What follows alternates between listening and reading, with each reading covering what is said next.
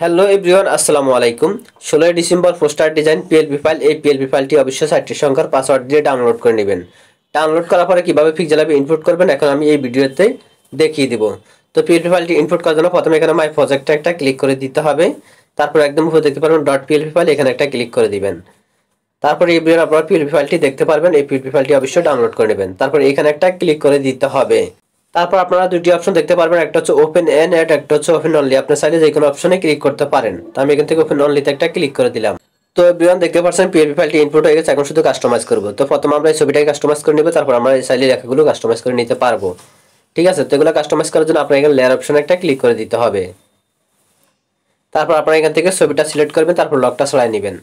তারপর আবার লেয়ার অপশনে ক্লিক করবেন। তারপর আপনারা এই যে নিচে মাঝখানে যে অপশনটা দেখতে পারবেন, এই অপশনটার মধ্যে একটা ক্লিক করে দিতে হবে। তারপর আপনারা আরেকটি অপশন দেখতে পারবেন রিপ্লেস, এখানে একটা ক্লিক করবেন। তারপর আপনারা গ্যালারি থেকে ফটোর ব্যাকগ্রাউন্ড রিমুভ করে একটা ফটো নিয়ে আসবেন। যদি ফটো থেকে ব্যাকগ্রাউন্ড রিমুভ না করতে পারেন তাহলে অবশ্যই ভিডিওর আই বাটনে ভিডিও আসবে, ভিডিওগুলো দেখে আসবেন। তারপর এখান থেকে রাইট অপশনে একটা ক্লিক করে দিবেন। তারপর এখান থেকে ছবিটা ধরে কোনায় ধরে ছবিটাকে ছোট করে নেবেন। তারপর অ্যাডজাস্ট মতো ছবিটা এখানে বসাই দিবেন।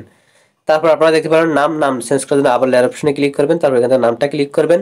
তারপর লকটা ছাড়া নেবেন। তারপর এখানে ডিলিট অপশন উপরে একটা পিন আইকন দেখবেন, পিন আইকনে ক্লিক করবেন। আবার একটা পিন আইকনে ক্লিক করে দিবেন। তারপর এখান থেকে নামটা মুছাই দিবেন। মশাই দিয়ে তারপর আপনারা যার জন্য ডিজাইন করবেন তার নামটা লিখে দিবেন। তো আমি এখান থেকে সুমন আহমেদ দিলাম। তারপর এখান থেকে ওকেতে একটা ক্লিক করে দিলাম।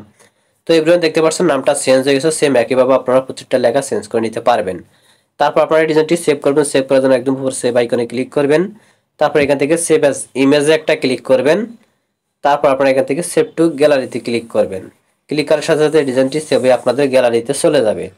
তো এই ভিডিওর আপনারা এই ডিজাইনটি করতে যদি কোথাও অসুবিধা হয়ে থাকে বা বুঝতে না পারে থাকেন তাহলে অবশ্যই আমার টেলিগ্রাম গ্রুপে অ্যাড হবেন বা হোয়াটসঅ্যাপ নাম্বার আমাদের কল দিয়ে আপনারা সমস্যাটা সমাধান করে নেবেন।